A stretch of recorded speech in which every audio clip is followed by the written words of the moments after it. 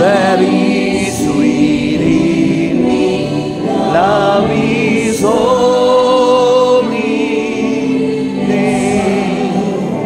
Serve the Lord, oh my soul. Serve the Lord, oh my soul.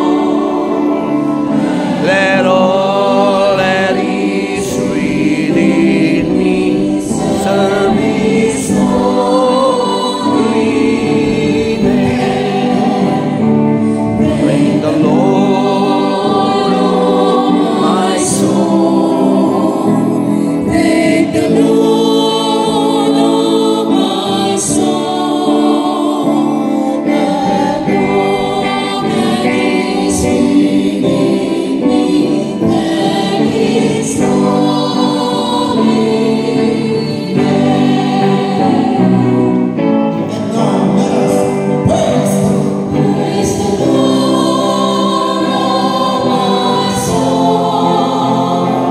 Praise the Lord, oh my soul. And all that is within me praise His holy name. And all that is within me praise His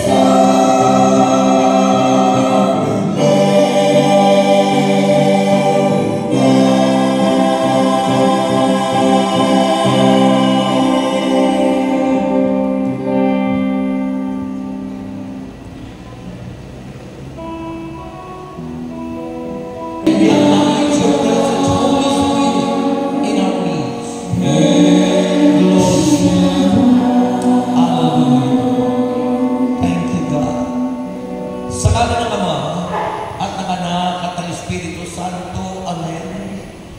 O Diyos na makapangyarihan sa lahat, pinupuri ka namin. Niluluwalhati, pinasasalamatan, dinadakil at sinasamba ang iyong banal at makapangyarihang pangalan. Salamat po sa biyaya ng iyong kaligtasan. Salamat po sa ika-29 anniversary ng gawain mo sa dakong ito. At salamat o Diyos sa iyong presensya sa patuloy mong pagkilos at paggalaw sa aming buhay. Salamat po sa mga biyayang aming nakakamit. At ikaw ang Diyos na aming inaasahan sa hapong ito. Nagagawa ka ng himala sa aming mga buhay. Lahat po ng may sakit ay iyong pagagalingin sa pangalan ni Jesus. At ang mabuting balita na ating pagsasalunan, nawa po ito'y tumimo sa aming mga puso, maghatid ng kapayapaan at maghatid ng kaliwanagan sa aming buhay. Pagpalain po silang lahat na dumalo, silang lahat na manggagawa, silang lahat na nandito. Kasama po ang aming minamahal na parish priest, Father Mateo Orac, at ang nag-celebrate ng banal na Santa Misa si Father Dakila Ramos, ang lahat ng iyong mga lingkod. Salamat, Panginoon, sapagkat alam namin, Panginoon, tagumpay ang gawain mo sa dakong ito. At may gagawin ka sa aming buhay. Gamitin mo ang lingkod mo mightily, boldly and powerfully, kasama ang iyong mga awit. At sa aming kalagitnaan ay maranasan ka namin. Sa pangalan ni Jesus, sa pangalan ng Ama, ng Anak at ng Espiritu Santo, ating purihin ang Panginoon.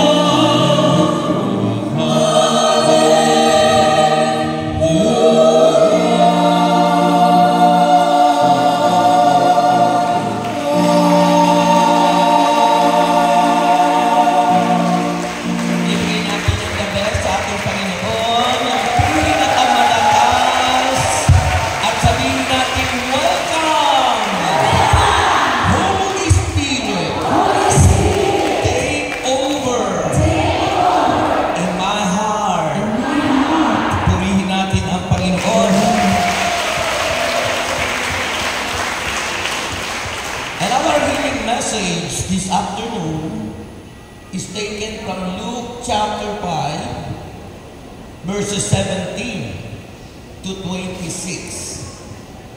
Luke chapter 5, verses 17 to 26. Ganito po ang sinasabi sa wikang Pilipino.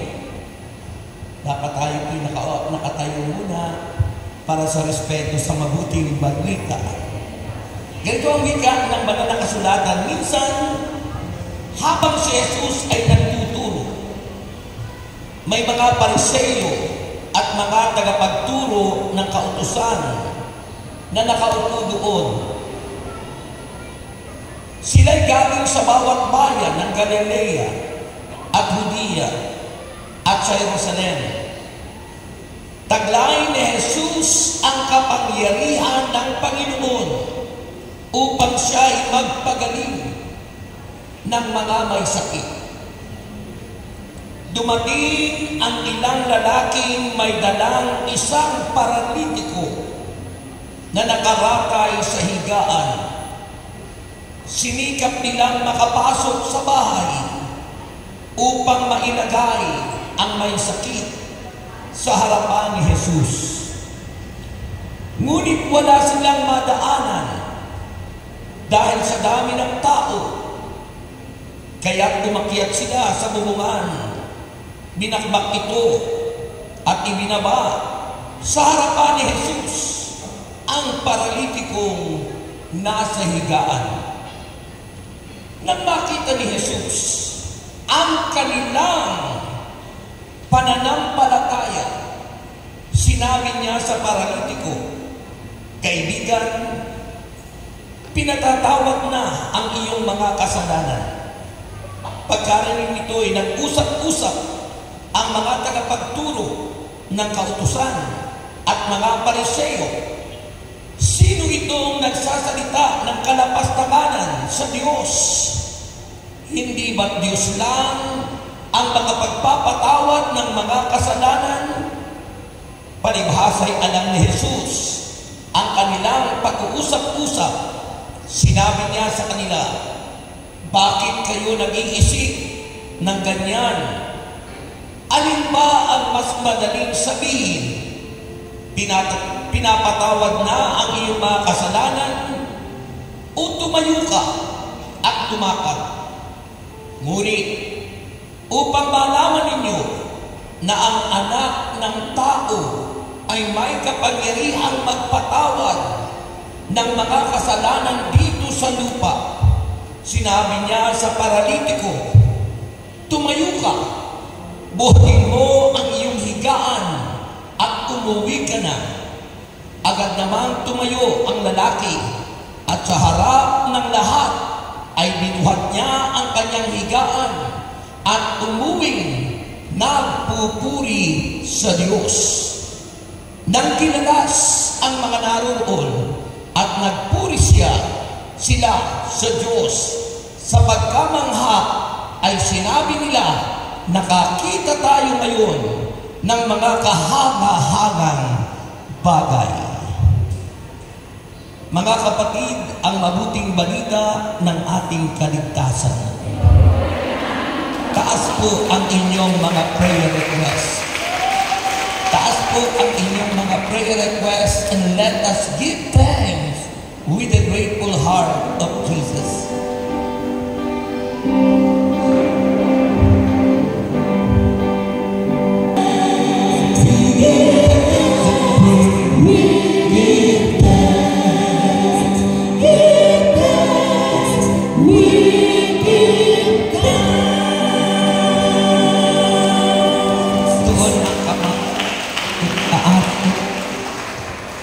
Natin ating mga kamay sa ating mga handog. Diyos na makapangyarihan, ang mga handog na ito ay binhi na aming inihasik mula sa aming puso. Dalayan ko po, Ama, na kami na mag-alay at magdog sa anibersaryo ito. Nawa po'y yumabong magamit sa iyong ministeryo at ibalik tulad ng iyong pangako sa aming mga kapatid ng siksik, liglig at umaapaw, sapagat di po nalilingit sa iyo ang bawat binibigay namin, sapagat kay Diyos na makapangyarihan na magagawa mo po ang lahat ng bagay. Pagpalain po silang lahat na nagkaloob at nawa po ito'y naging masaganang binhi na darating ang panahon kami mag-aanan. Sa pangalan ni Jesus, ang lahat ay magsabi ng Amen. Palakpakan natin ang Panginoon. Okay. Magandang hapon po sa inyong lahat. Mga 20% lang po yung sumagot. Magandang hapon po sa inyong lahat. Lahat po ng sumagot, answered prayer. Okay. Our topic for today or for this afternoon, mga kapatid, is about your team. Ang tema po ng inyong advertaryo is faith, love, and unity. Kaya pinamagatan ko po ng there is healing in faith, love, and unity. May kagalingan, may pananampalataya, may pag-ibig, at kain. Naniniwala kayo na mayroong kagalingan, pananampalataya, ibig at pagkakaisa? Purihin ang Panginoon. Pwede na po kayo maupo sa napakagandang presensya ng Diyos. At tulad ng sabi ko, wini-welcome po natin ang presensya ng Diyos, ang Espiritu Santo. Di man natin siya nakikita, pero damang-dama. Damang-dama niyo ba? Alam niyo po, itong gospel natin, makinig na kayo, dito ang tingin.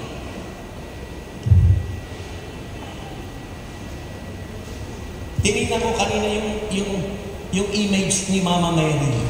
Nakatingin nga. The mother of perpetual health. Perpetual.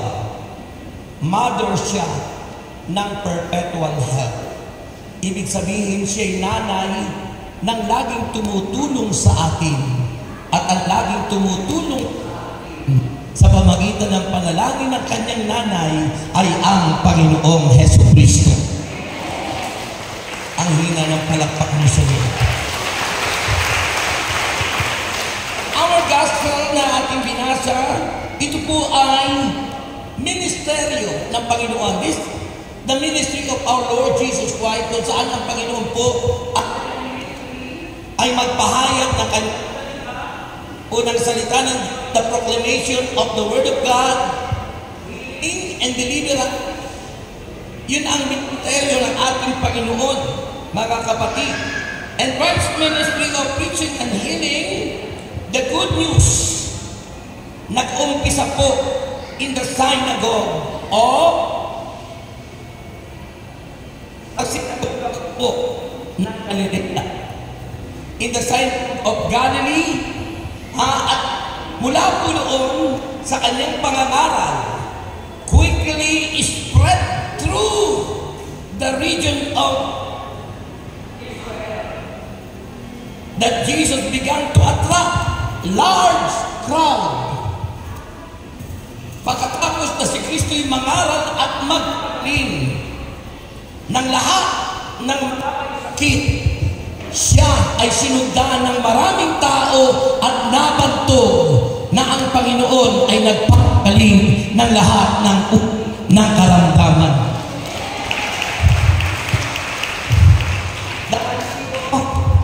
Ang mga religious leaders noon ng relihiyong Judaismo, yung po ang relihiyon ng mga Hudyo noon, na ang mga leaders po nila ay tinawag na mga scribes and Pharisees, sila po ay nagkaroon ng selos sa ating Panginoon Jesucristo. Kaya mula noon, ang Panginoon ay inabangan nila at naghanap ng butas para sa ang Panginoon Jesus. Kaya sa ating binasa,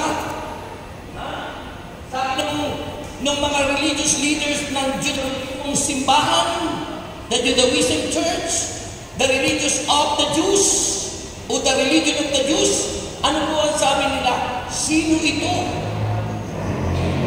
na naglalapastangan at nagpapatawad ng mga kasalanan? Di ba niya ang Diyos lang ang makapagpapatawad ng kasalanan? Para sa kanila ito'y blasphemy o kasalanan walang kapatawaran.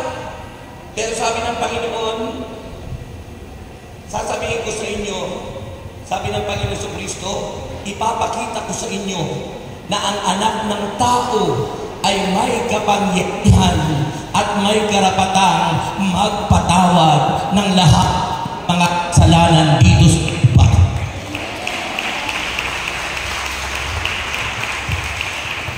Salamat doon sa mga pumalakpak na 5.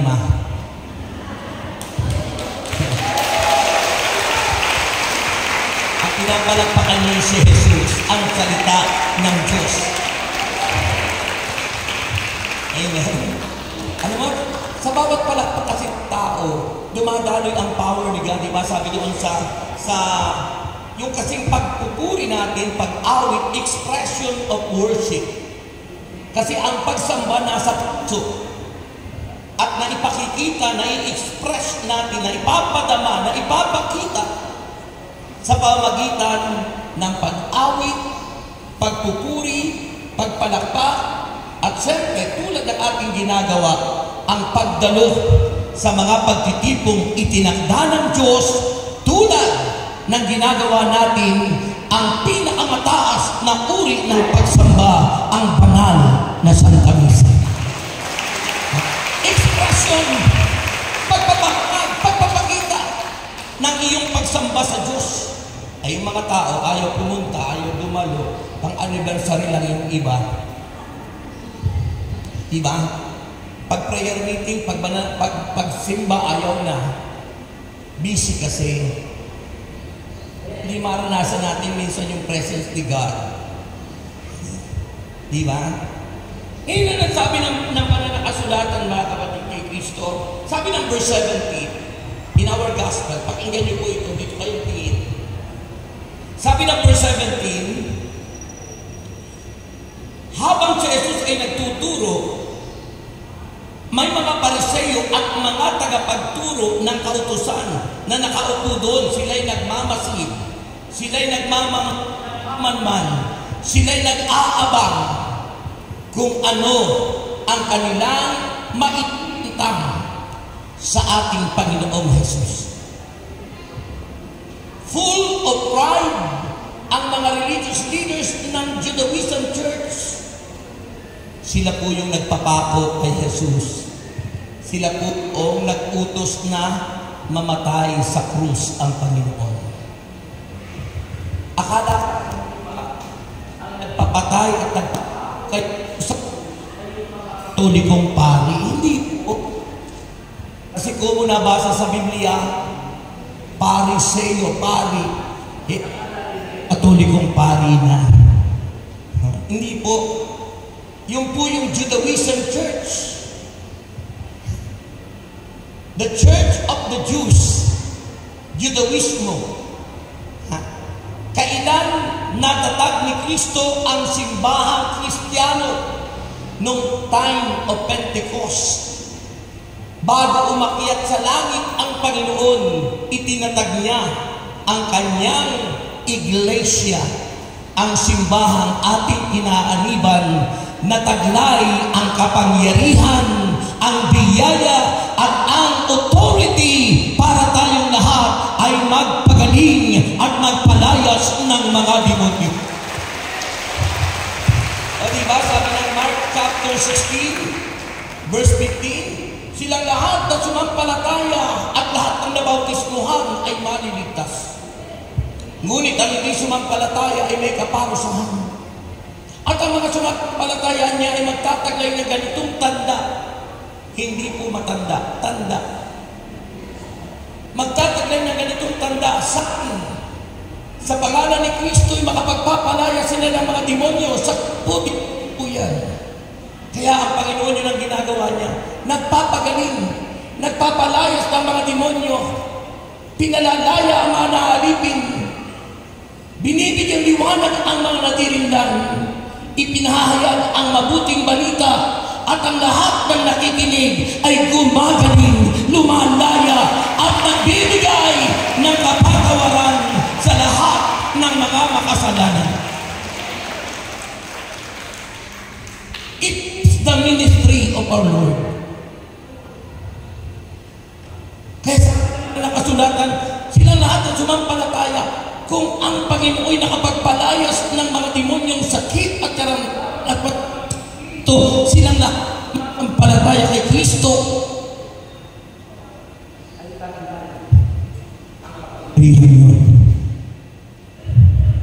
Parang ulyani na yung mic. Parang ulyani. Di ba yung mga tumatanda ganun ulyani? Nawawala. Diba? Wala ba diyang hindi ulyani?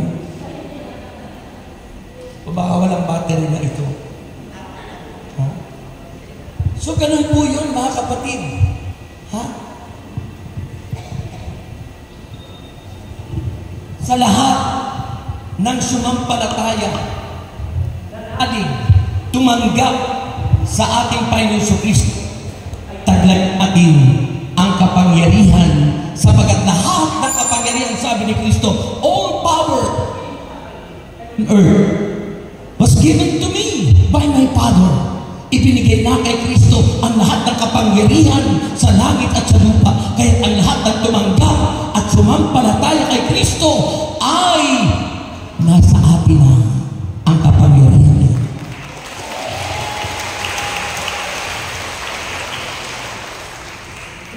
Niya ang magagawa tayo kay Kristo kaysa ginawa Panginoon. Ito ang magagawa. Glory to God in the highest. Amen ba? Kaya sabi po ng verse 17, letter V, pakinggan niyo po ito. Sabi ng gospel natin na binasa, Luke chapter 5 verse 17, sila'y galing sa bawat bayan ng Galilea at Judea at sa Jerusalem. Sabi ng letter B, taglay ni Jesus ang kapangyarihan ng Panginoon upang siya'y magpagaling ng may sakit. Ay, kakadistract naman ito. Baka pwede yung may humaybayan na lang kaysa sa patay buhay ito. Para baga, ang gandang tingin. Ang gandang tingin.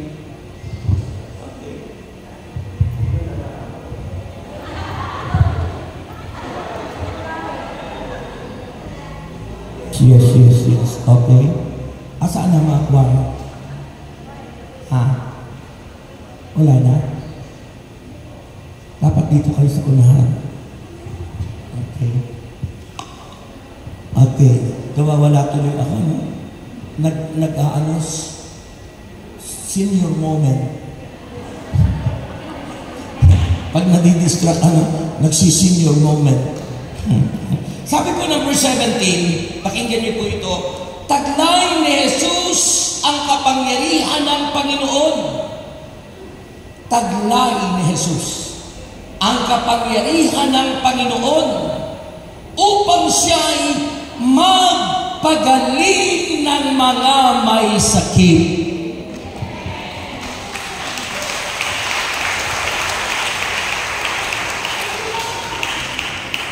Taglay ni Jesus ang kapangyarihan, pero minsan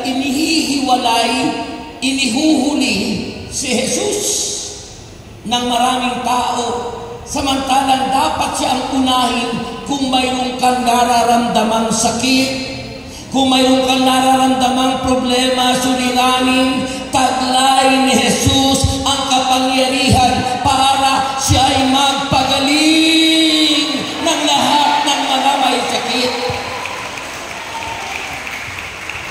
Kung may doktor man, instrumento lang yun ng Diyos. Lahat ng mga manggagamot na doktor, instrumento lang sila ng Diyos. Sabi ng Mateo 6:33, seek ye first the kingdom of God and His righteousness. Unahin natin si Jesus na taglay ang kapangyarihan upang lahat tayong may sakit ay pagalingin.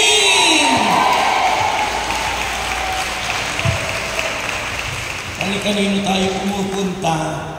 Walang ibang Diyos kundi ang Panginoon.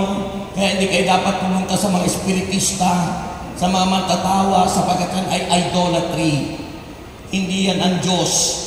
Ang mga matatawas hindi po sa Diyos.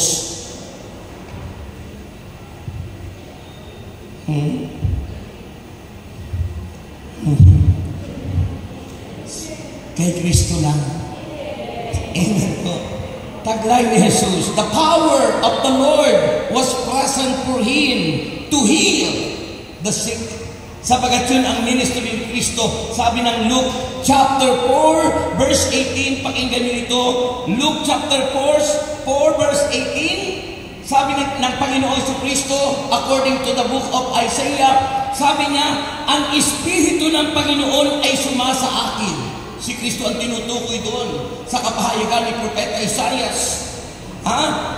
Sapagkat hinirang niya ako upang ipangaral sa mga mahihirap ang magandang balita.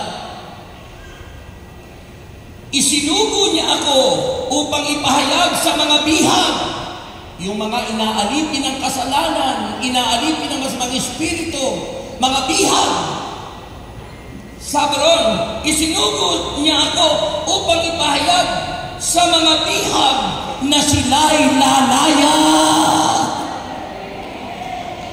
Lahat ng alipin ng masamang espiritu, lalaya. Lahat ng alipin ng utang, lalaya.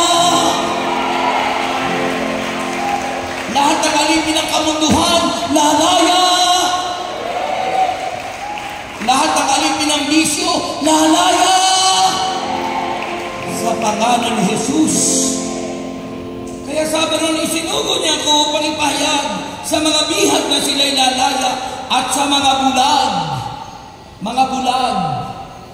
na sila'y makakakita. Hindi lang physical blind, hindi lang yung bulag sa mata, kundi yung bulag dahil walang pananampalataya. Bulag at di makita ang kagandahan ng mga nilikha at ginawa ng Diyos. Bulag, hindi napapahalagahan ang God's creation dahil di nila napapansin sapagkat bulag, walang pananampalataya sa Diyos. Pumunta raw ang Panginoon, dumating sa mundong ito para palayain ang mga bulag, ang mga di nakakakita, pagalingin ang mga may sakit.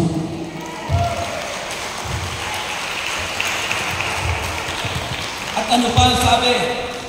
Isinugo ako upang palayain ang mga inaapi at upang ipahayag ang panahon ng pagliligtas ng Panginoon. Di ba sabi ng Gawa 4:12, Acts chapter 4 verse 12, na kay Kristo lang ang kaligtasan. Walang ibang pangalan na ibinigay sa langit at sa lupa sa ikaliligtas ng marami. Na kay Kristo lang. Kay Kristo lang.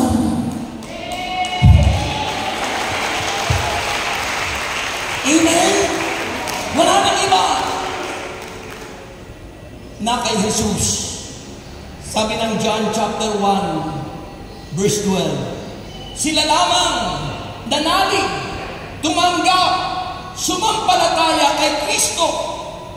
Sila lamang ang binibigyan ng karapatan na maging mga anak ng Diyos. Purihin ang Panginoon. Sapagkat na kay Kristo lang, sabi ng ministeryo ng Panginoon, upang ipahayag ang panahon ng pagliligtas ng Panginoon. At ang sabi ron, isinugo ako upang palayain ang mga inaapi. Inaapi tayo ng China, binubuli tayo. Isang araw nakita ko sa Facebook, binabaha sila ngayon. Naaanog ang mga kotse at ang mga building nila halos apaw na. Bakit? Sino ba ang inaapi niya? Naalala ko ang sinabi ng Panginoon nang ma-encounter ni St. Paul. Si San Pablo Apostol na dati noon ay si Saulo, na hindi pa siya mananampalataya sa ikalaban ng mga Kristiyano. Alam niyo, inuusig ni San Pablo noon ang mga Kristiyano. Ang pangalan niya ay Saulo. Doon sa Damascus, ano ang nangyari sa kanya? Mayroong liwanag na tumama sa kanyang mga mata at siya'y nasubasog. At may narinig siyang tinig, Saulo, Saulo, bakit mo ako inuusig? Ay sino ba yung inuusig ni Saulo nun? Mga mananampalataya. Sino ba ang binubuli ng China? Mga mananampalataya, sapagat ang Pilipinas ay mga mananampalataya ng Diyos na buhay. Ay sino yung nagbubuli sa atin? Mga ateista, mga komunista, mga taong walang Diyos. Ang kanilang dinidiyos ay ang dragon, na sabi ng Book of Revelation, ang dragon ay si Satanas, ang matandang ahas. Eh tayo, sino ang ating sinasampalatayanan? Si Jesus. Kaya sasabihin ng Panginoon sa mga masasamang Chinese, hindi naman lahat ng Chinese ay masama. Yung mga Chinese na napunta na rito, naging Pilipino na, nag-convert na, kasi sa kanila, communist country, bawal doon ang komunista sila. Tayo, Kristiyano, mga mananampalataya, mga nananalig kay Kristo, na walang ibang inaasahan kundi si Yahweh El Shaddai.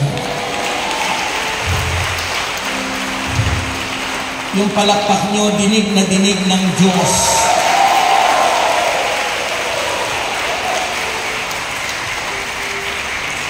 Sabi ng kanyang salita, isinugo ako upang palayain ang mga inaapi. Inaapi tayo ng China. Pero sabi ng Panginoon sa Book of Romans, sa letter of Paul to the Romans, revenge is mine, saith the Lord. Sa akin ang paggaganti o pagiganti, sabi ng Diyos. Diyos ang gaganti para sa atin sa lahat ng mga nambubuli at mga nangaaway sa atin. Sapagkat kasama natin ang Diyos. Di ako mangangamba, di ako kasama natin ang Diyos. Kasama natin ang Diyos.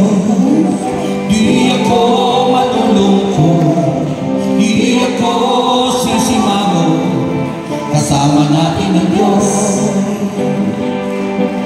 Dumaan man ako sa ilog, di ako malulunod. Dumaan man ako sa apo, di ako masusunog. Kasama natin ang Diyos. Di ako magtatamba, di ako mababalisa. Kasama natin ang Diyos. Kasama natin ang Diyos. Kasama natin ang Diyos. Sabi ng Romans chapter 8 verse 31, if God is for us, who can be against us?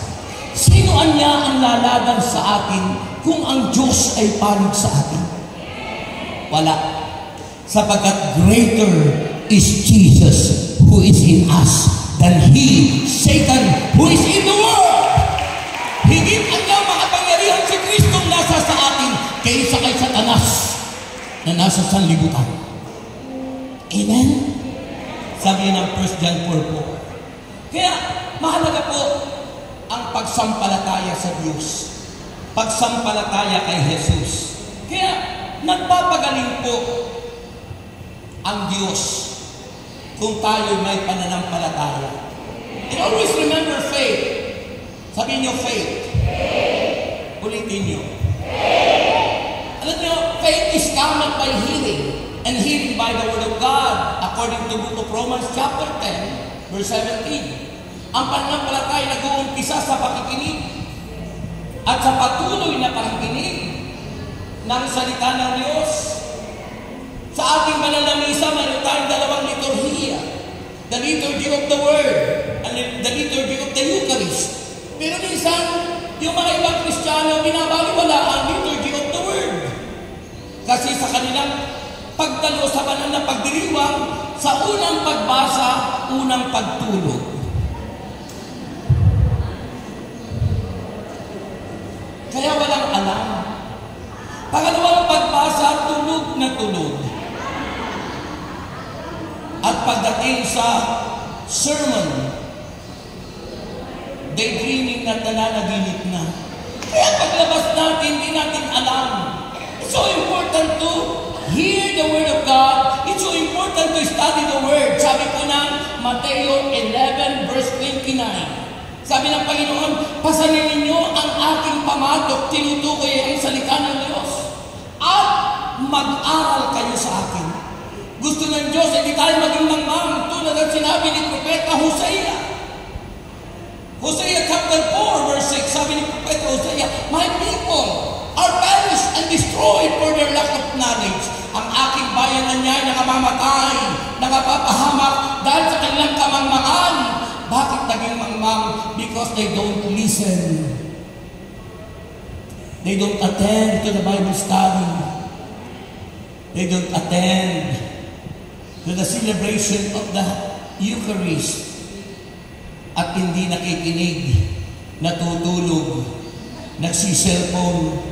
Kanina na lang ay minatunog na cellphone. Alam nang mahalaga yun.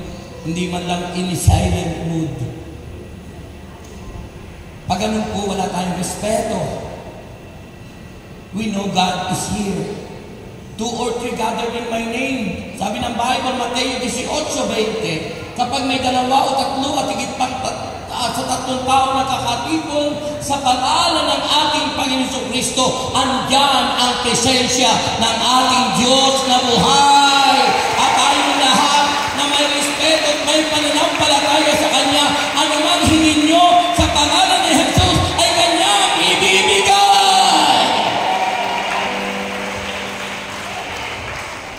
Amen? Diba sabi ng John chapter 15 verse 7, if you remain in me and my word remain in you, ask whatever you wish, and it will be given to you.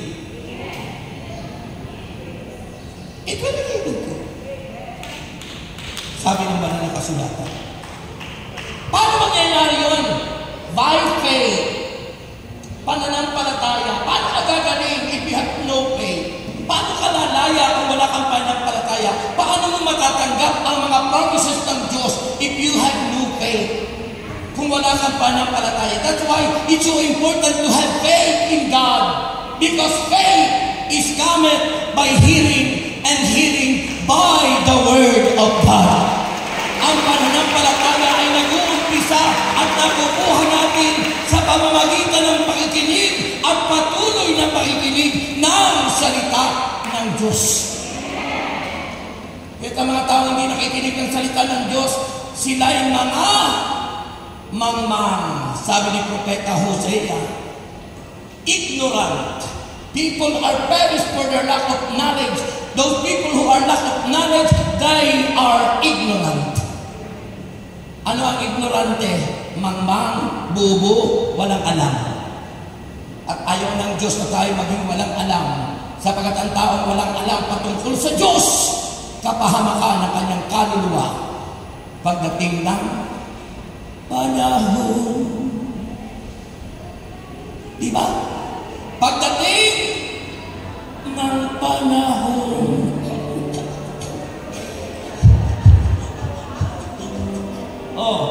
Diba? Pag hindi tayo nagpahalaga at wala tayong pananampalataya, paano ka maliligtas niyan?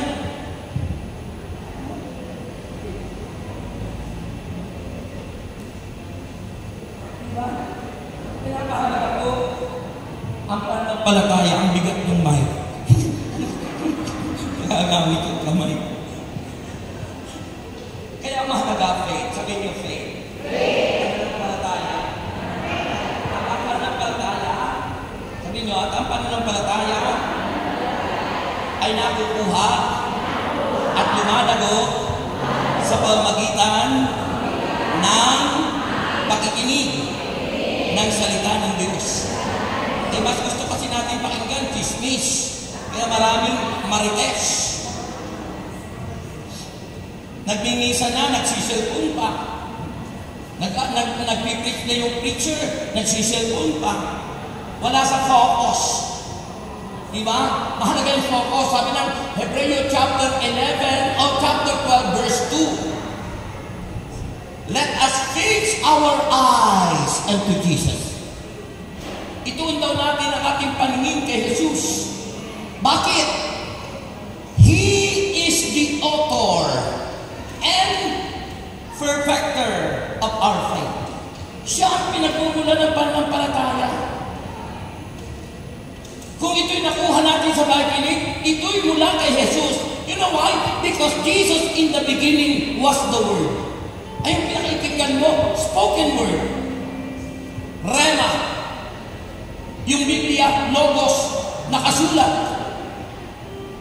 Kaya sabi ng Hebreo chapter 12, verse 2, let us fix our eyes unto Jesus. He is the author. He is the perfecter of our faith. Siya ang pinagmumula ng ating pananampalataya at siya rin ang nagpapatatag nito. Kaya mahalaga ang faith. Kaya Kasi yun yung tema nyo, faith, love, and unity. Ang pananampalataya, sabi ng Hebreo chapter 11 verse 1. Faith is the evidence of things hoped for. Ang pananampalataya niya ay ang ebidensya ng inyong mga inaasahan na hindi niyo pa nakikita, ngunit kung ikay may pananampalataya, kiniklaim mo na, inaangkin mo na mangyayari sa buhay mo ang iyong hinihingi sa Diyos. That is faith.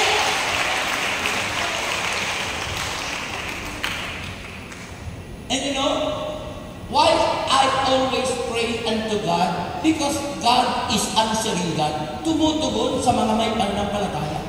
Kaya hindi ako humihintong magdasal kasi tinutugon yung aking hinihingi. In other words, my God is alive. Buhay ang Diyos. Buhay ang Diyos. Buhay ang Diyos. Tinutugon. Siguro po kung nung ako ay manampalataya, hindi ako answer prayer, hindi na ako magdarasal kasi hindi naman pala tumutugon. Pero because God is an answering God, tumutugon ang Diyos sa may pananampalataya. Tandaan mo, it's a key. Ang susi po ay pananampalataya. Faith is the key, susi, so that you can claim and receive God's promises. Pag hindi ka nanampalataya sa Diyos, ang mga pangako ng Diyos ay hindi mo matatanggap. Pero kung nananampalataya ka, ang pangako ng Diyos at mga pangako niya ay para sa kanyang mga tagasunod na sumasampalataya sa kanya. Ang hina. And remember, faith is the key, susi sa kagalingan at sa lahat-lahat ng mga suliranin sa buhay. Wala naman taong walang problema. Dahil ang taong walang problema, yun ang pinakamalaking problema. Ibig sabihin may ganun ka na. Diba? Mga taong walang problema, may ganun na yun. At bakit naman ng tao ay laging may problema, ay may Diyos naman na pwedeng alisin ng Diyos ang problema? It's because kung tayo may problema lagi, nakakahulugang kailangan mo siya. Kailangan natin ng Diyos.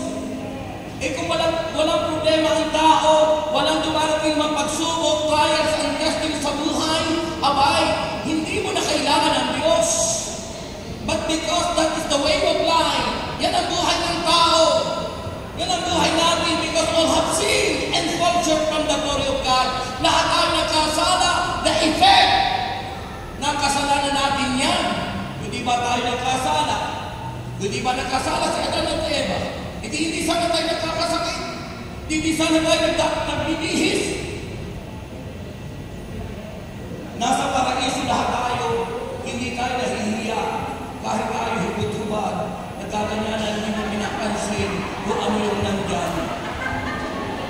Kasi nasa grasya at presensya ng Diyos ang ating isip at puso. Dahil nagkasala, Romans chapter 3 or Romans chapter 3 verse 23, all have sinned and fall short from the glory of God because lahat tayo nagkasala at naging makasalanan, pumasok ang sakit, karamdaman, problema, suliranin, lahat na. Pero kung hindi tayo nagkasala, wala sanang problema. But the great plan of God to be with Him forever, ibinigay si Kristo. At dahil si Kristo ang daat, katotohanan at buhay na walang hanggan, kailangan mong sumampalataya sa Kanya. Ang hina. Amen! Sabi ng verse 18, sa gospel po natin, dumating ang ilang lalaking may dalang isang paralitiko na nakaratay sa higaan sinikap nilang makapasok sa bahay upang mailagay ang may sakit sa harapan ni Jesus. Ang taong may pananampalataya gagawin ng lahat. Matupad lamang ang kanilang vision at desire para sa kanilang kaibigan. Kaya sabi ko sa gospel dito, nang makita ni Jesus ang kanilang pananampalataya, hindi sinabing pananampalataya ng paralitiko, kundi pananampalataya nilang lahat. 5 sila, yung 4 na kaibigang nagbuhat, at yung paralitiko. Sabi ng Panginoon, nang makita ni Jesus ang kanilang malaking pananampalataya, sinabi ni Jesus, bumangon ka at umuwi ka na, magaling ka na.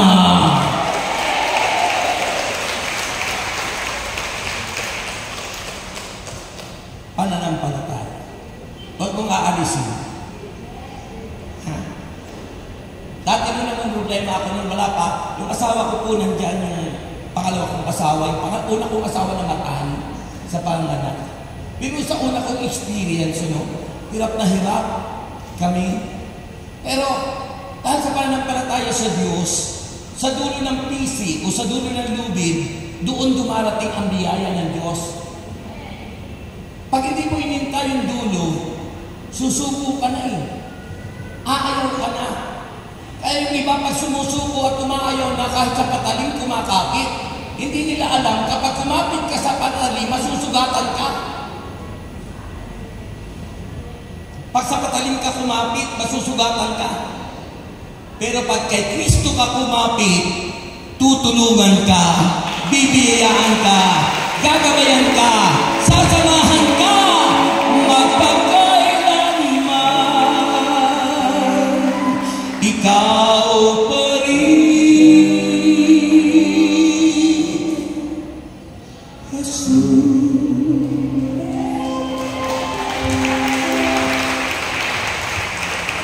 Diba St. Peter nung natawid sa dagat, naglakad si Kristo sa ibabaw ng tubig, sabi ni San Pedro, Panginoon, kung kayo po dyan, papuntahin mo po ako dyan. Pananampalataya, sabi ng Panginoon, halika. Bakit nakatuon ang paningin ni San Pedro kay Jesus?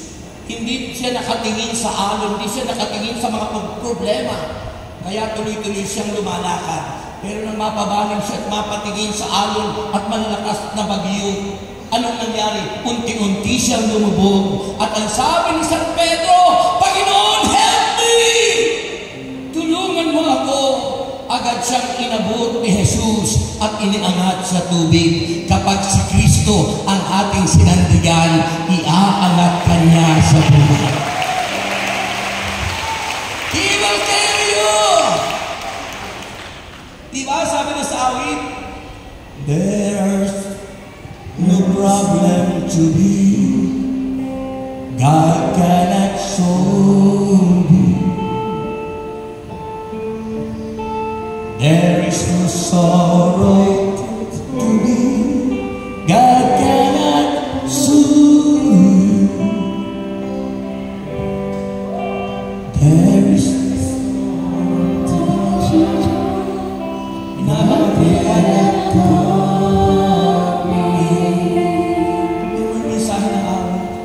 There is no sorrow to be, He cannot solve it.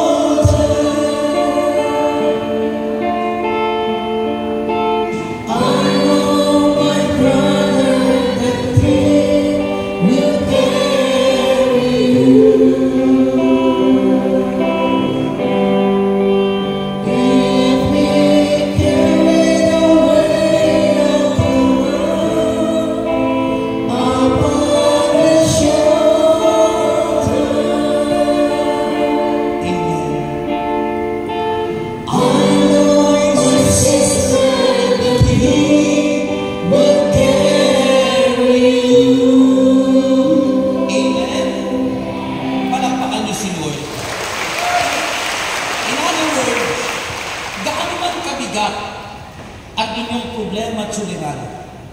Gaano man katindi ang pagsubok at problemang dumating, kung may pananampalataya ka kay Jesus, ikaw ay kanyang tutulungan, sasamahan, at gagabayan.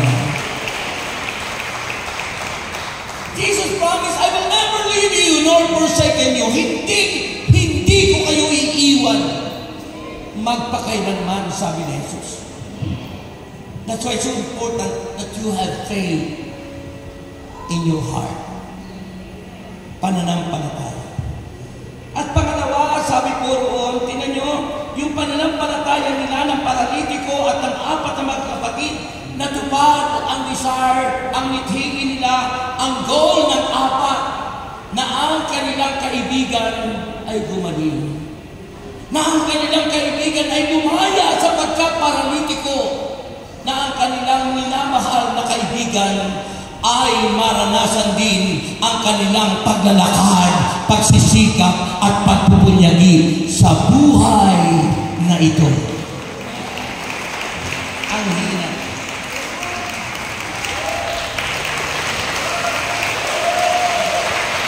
Always remember, brothers and sisters, according to the book of Hebrews chapter 11 verse 6, without faith you cannot please our God. Kung wala kang pananampalataya sa Diyos, hindi mo mabibigyan kaluguran ang Diyos.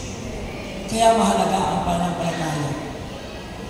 Hindi mo mabibigyan kaluguran ang Diyos kung wala kang pananampalataya. Sabi naman in English, and without faith, you cannot please our God. Amen. Napuri, naparakalan ng apat at ng paralitikot, natupad ang mitili nila sa kanilang kaibigan. Namangha. Dahil ang tao may pananampalataya naman, na-amaze ang Panginoon. Isipin mo, sa tao may pananampalataya, hindi nila alintana ay kung bumagsak yun sa kanilang pagbubuhat. Dahil itinaas nila sa bubungan. Hindi nila iniisip kung ano ang mangyayari, sapagkat alam nila ang pananampalataya sa Diyos, lagi nilang kasama ang Panginoon. Hindi ka magkukulang at diringgin ka niya. Pangalawa, sabi ng Bible, is love. Sino sa inyo ang nagmamahal?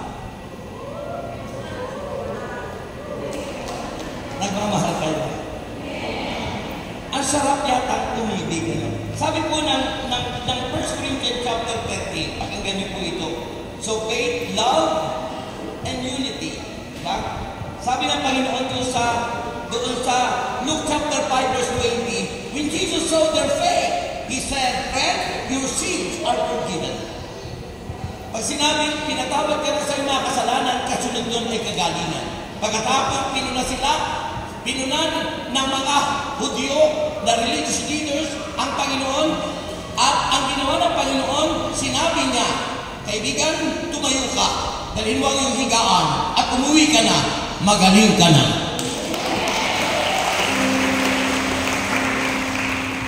Sabi ng 1 Corinthians 13, mga kapatid Kristo, sa verse 4 and 8, pakinggan niyo po ito, ang pag-ibig ay matyaga. May pag-ibig ba kayo? Pinagtityagaan niyo ba yung mga taong dapat yung ibigin at mahalin? Inutos ni Kristo, love your enemies. Ibigin ang kaaway. Pag ang tao, ang ginanti natin sa mga taong nangingini sa atin ay pag-ibig, hindi ka mabibigo. Sapagkat ang pag-ibig ay matyaga. Pinagtyagaan ng apat na magkakaibigan yung kanilang kaibigan paralitiko. Hindi nila iniwan ang mga kaibigan ngayon sa panahon ngayon. Kapag ikaw ay may pera, mahal ka nila. Pag wala ka ng pera, iiwanan ka na nila. Hanggat may makukuha sa iyo, mahal ka nila. Pero yung tunay na kaibigan, parang yung apat na magkakaibigan, Pinasa nila ang kanilang kaibigan, dinala kay Jesus, hindi nila iniwan hanggat hindi gumagaling. Matagal na panahon yun, tapat silang kaibigan dahil sila may pananampalataya. Ano ba tayo mga Katoliko? Tayo may responsibilidad sa isa't isa. Diba? Diba yun ang aking inaawit? Ha? Walang sinuman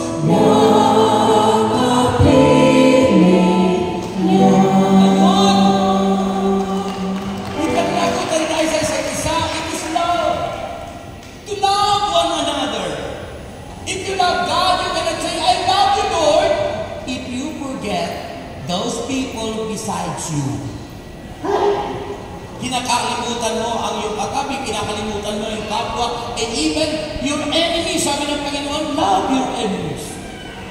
Dahil ang taong may pag-ibig, mapagtyaga, sabi ni St. Paul, ha? Sabi ron ay, ang pag-ibig ay matyaga, magandang loob, inaapi ka na. Yun ang ginaganti natin sa China, pinupuli na tayo, ayaw natin ng gera. Kasi sino ba ang apektado pag nagkagera? Tayo. Ngayon pa na nga, medyo maganda yung infrastructure natin. Pagkatapos kung magkagera, di wasak lahat yan. Yung iba, nagsusulsul magera, ikawawa naman tayo. Pag nagkagera ba, gantihin natin ng mabuti, gantihin natin ng tama.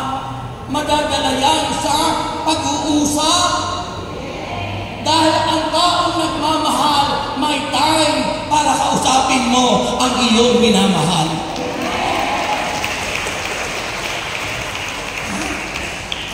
Kailangan ang dialogue. Kailangan ang pakikipag-usap, communication. Kapag ang tao walang communication, lalo na sa mag-asawa, pag hindi na kayo nag-uusap, ang tawag po doon ay communication gap. Pag may gap na to, may pag-itang, dyan sisingitan ng kaaway. Dyan sisingitan ni kumpare, si kumare. Kaya madalas po ang nangyayari, yung kumpare at kumare ang may relasyon sa isa't isa. Kasi may gap na silang mag-asawa. Kaya wag dapat magkaroon ng gap. Kailangan magmahalan sapagat yun ang sabi ng Panginoon. Diba? Ano bang nangyayari sa buhay ng isa't isa? Faith, love, mahalaga ang pag-ibig. Sabi po ng isang awit, di ba? Mahal kita, basta't mahal kita. Iniisip nila ay hindi mahalaga. Mahal kita muli.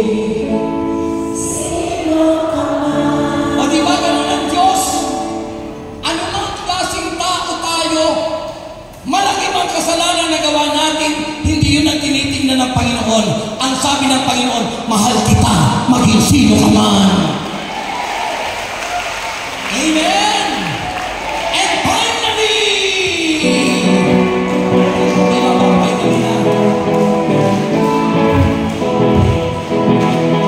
ano'y kaganatan ng aking nadarama sa tuwing ako'y nakikinig ng banal na salita. Nalaman ko ang susi ng kanyang mga himala.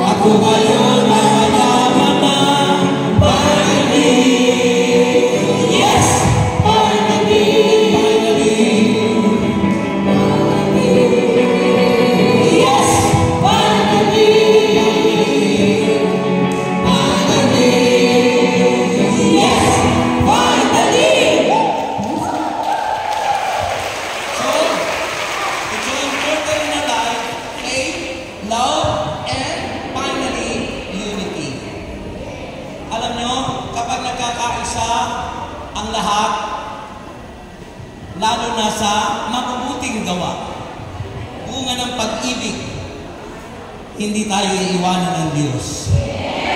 Di ba? Sabi ng Mateo 18:20, di ba?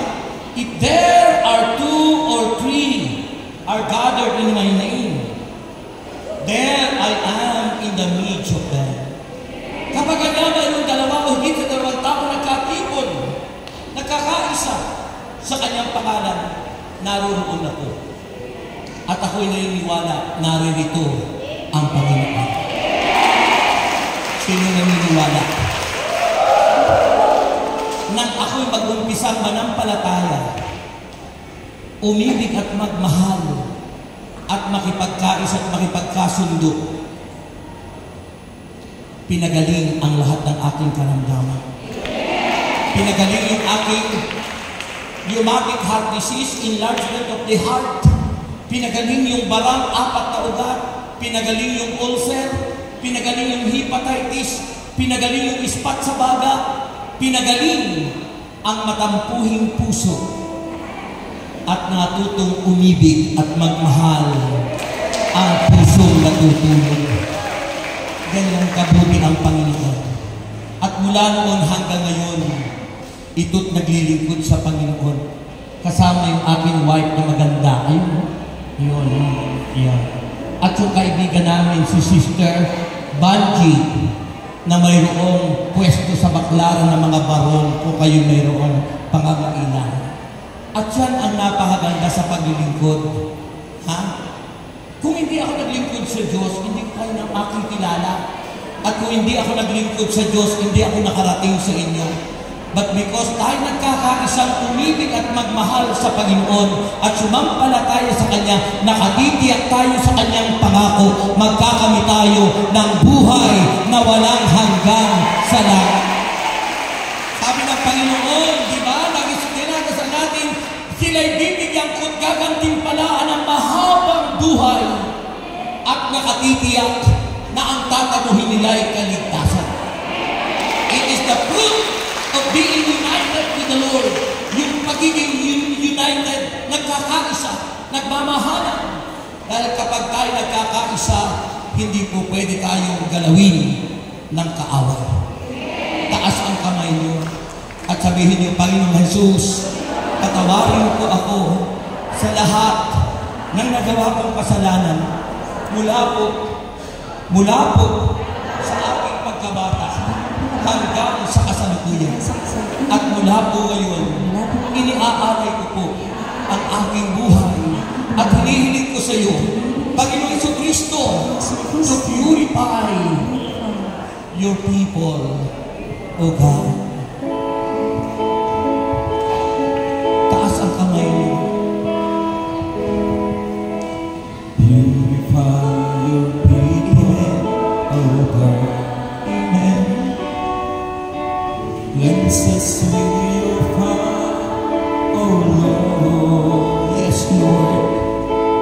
May we walk uprightly in the presence of your Lord. Yes, thank you.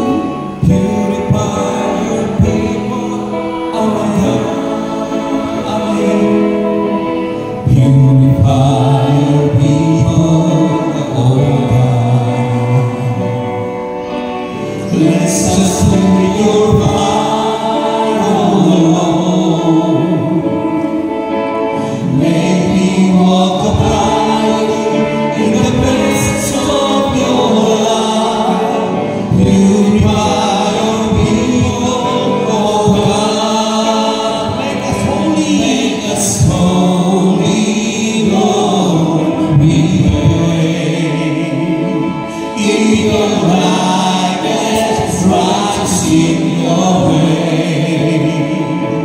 Let us be our praise to the glory of your grace. Purify your people, O God. Buhay ko'y baguhin mo, Lord. Buhay ko'y baguhin mo, Diyos. Puso ko'y linisin mo, Lord. Kaya anong lumakas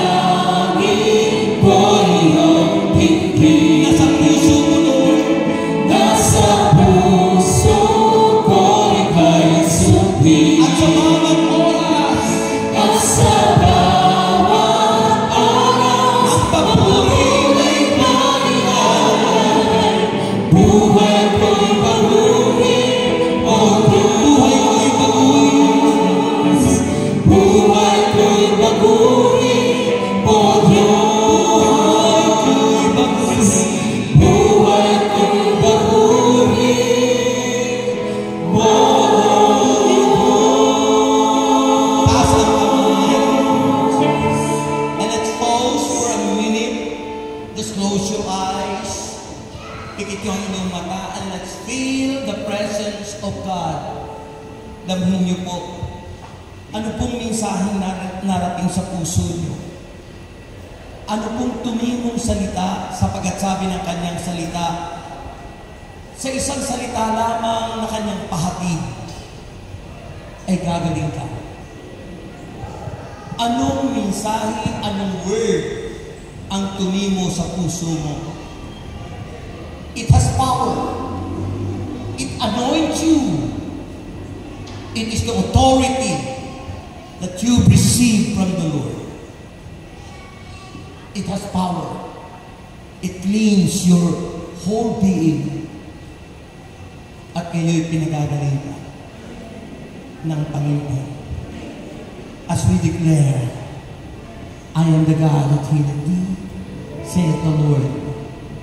Hallelujah. Hallelujah. That healeth Declare, Jesus the I healer. am the Lord, He is the healer. your healer. He is the healer. Siya I sent nagpapagaling. my word and heal your disease. I am the Lord, Jesus is the healer. your healer. Come on, come on. I am the God that healeth thee.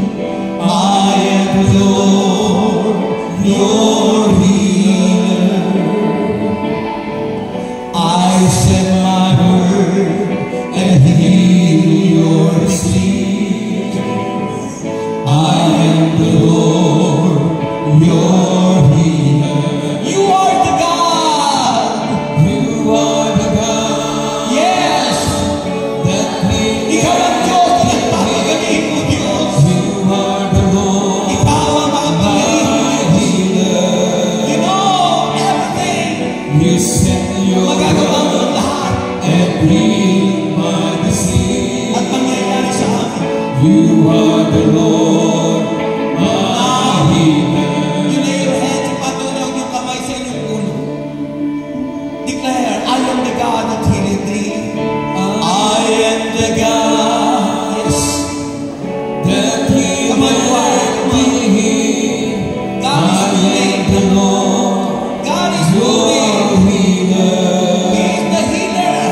I Hinahawakan sent ka niya. my word Pinagagaling ka and niya. healed Ang your mga kamay na disease. nakapatong sa iyo ay kamay ni Jesus. The Lord, At pinagagaling ka. You are the God.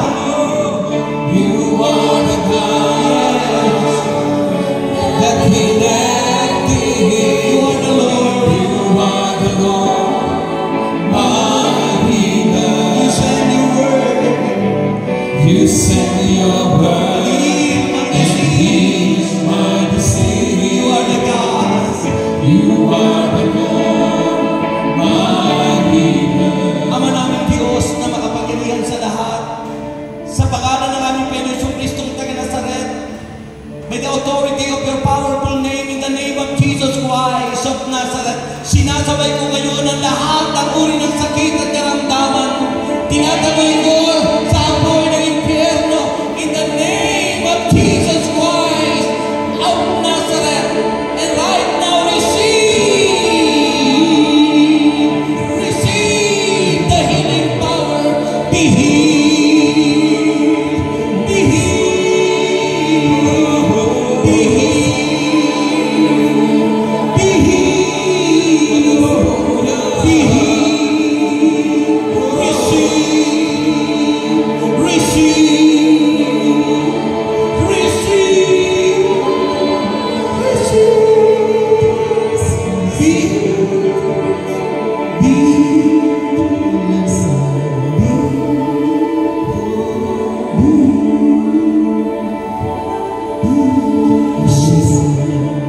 There is healing happening. May kagalingang nagaganap sa inyo. Dumadaloy. Dumadaloy ang himala. Dumadaloy. It's by faith that you receive healing. It's by faith that you receive the power from on high. Be healed. Be healed. Be healed in the name of Jesus. Receive, receive, receive.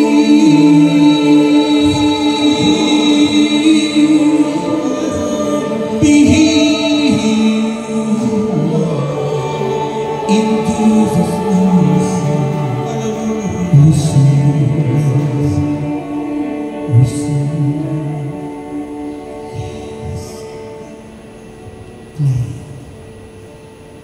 Ang kanilang ng kagalingan. Always remember it's by faith. It's by faith that you receive God's blessing.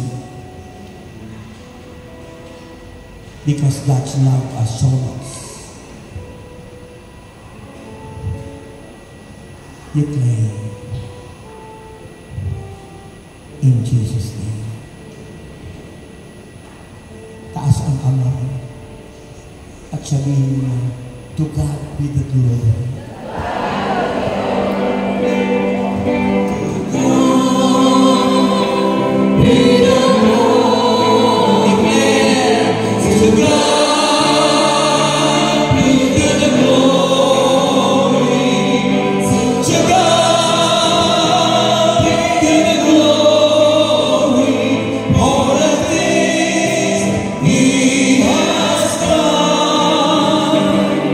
With His blood, He has saved me. In His power, He has raised me. To God be the glory for the things He has done. To God be the glory. To God be the glory. To God be the glory. To God be the glory for the things He has done. With His blood, He has saved me. With His power, He has raised me. To God be the glory for the things He has done. Palakpakan natin siya. Yung malakas. At sabihin mo ngayon, I am healed. Magaling na ako. Sabihin mo ngayon, I am strong. Malakas na ako. Sabihin mo ngayon, I am rich. Mayaman na ako. Sa ngalan ni Jesus. Anong sagot? O diba yun ang ating dinideklara? Sabi nga ng Proverbs 18, life and death is on the tip of your tongue. Buhay at kamatayan sa dulo ng dila natin na kasalanan. Ibig sabihin, kung gusto nyo ng kalakasan, declare, I am strong. Gusto mong yumaman, sabihin mo, I am rich. Gusto mong lagi kang good health, sabihin mo, I am healed. Gusto nyo maging bata lagi, sabihin mo, I am young. Gusto nyo maging maganda, sabihin mo, I am beautiful. Sabi ko mga lalaki, I am handsome. Okay? Declare it every morning, every hour, every minute, because life and death is on the tip of our tongue. Amen. Kaya kayo po, magaling na kayong lahat. Taas po ang inyong daladalahan lahat at tayo po magdadasal, paghuling panalangin. At mamaya mag-ihahagis po akong biyaya sa inyo, bonus. Taas ka lahat ng yan, gustong pumunta ng abroad sa Amerika, dumating na rito sa inyo si Brother Rex America in the Philippines. Mangyayari po yung gustong pumunta ng abroad. Ako po nakaka-25 countries na napuntahan. Gusto ko naman kayo makapunta sa isa man sa napuntahan ko. Gusto sa Amerika, sa Israel, sa Europe, Canada, nakarating na rin po. So, sa Roma, nakarating na rin po si Brother Rick, doon po sa ating St. Peter Basilica. Yan po, kaya po, kung sino yung may kahilingan makarating ng abroad, isigaw nilang mamaya. Okay? Paspasan Panginoon ang mga bagay na ito, panyo, asin, langis, Biblia, wallet, bag, passport, papeles, at lahat po na aming tinataas. Punuin mo po na yung pagpapala, aming mga sidlana, aming mga wallet at bag, at inaangkin namin, Panginoon, ang iyong biyayang siksik, liglig at umaapaw. Inaangkin na po namin na kami lahat ay tagumpay na Lord. Sa pangalan ni Jesus, baba ang lahat ng yan. Ang kiniginayo na is pumunta ng abroad, binigyan na kayo ng visa ni Lord. Okay, baba po ang lahat ng yan at tanggapin niyo ang final blessing. May the Lord God bless us all now and forever. In the name of the Father, Father pa lang po ang minus mo. Huwag kayong magmadali. Nasa Ama pa lang po. In the name of the Father, and of the Son, and of the Holy Spirit. Amen. Ito na ang unang bonus nyo. Isisigaw nyo. Thank you, Lord. At syempre, naisip nyo na kung ano yung bonus na tatlo. Huh? Naisip nyo na. Okay? Ito na ang una. Pangalawa, na bonus nyo. Ito na. At panghuling bonus nyo. Ito na. Baka may gustong magkanegosyo dyan. Ito na. God bless you.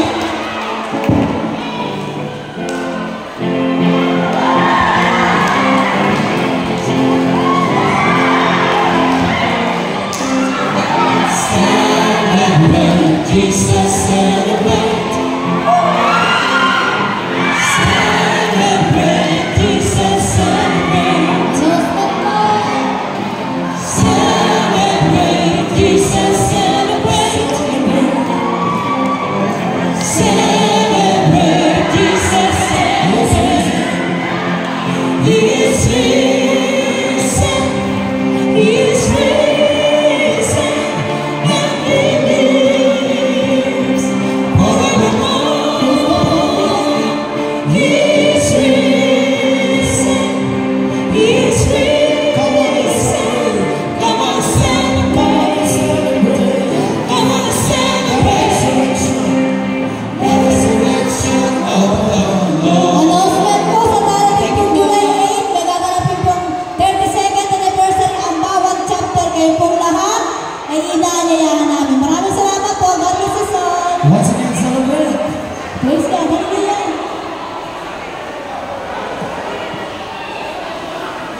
Bukas po